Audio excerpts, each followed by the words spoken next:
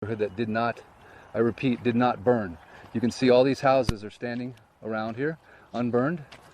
There's no burn here, okay? So to me, this is like something out of a space movie, because you have this small field with some grass that burned, right? You can see where the grass burned. But then you have these two vehicles sitting in here that have melted aluminum. So Donovan, if you want to just take us through this car real quick and show us, I know you know a few things about cars, you can point out some things that require a very high temperature. By the way, we just talked to the neighbor who was talking to an investigator in Lahaina town yesterday, and he said the investigator told him the temperatures reached in excess of 3,000 degrees. So tell us what you got, Donovan.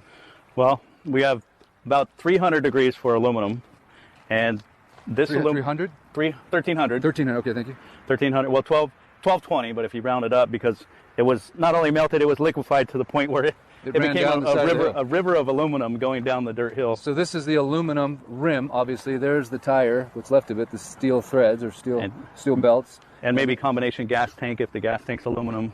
Okay, okay.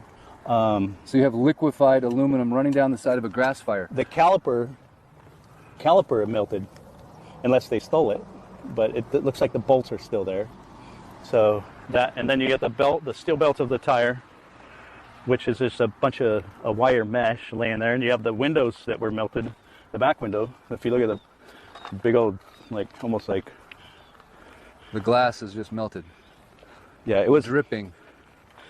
This is almost what you would see if you put a car in an incinerator. But this is not surrounded by a bunch of structure fires or anything. Yeah, there's no fuel.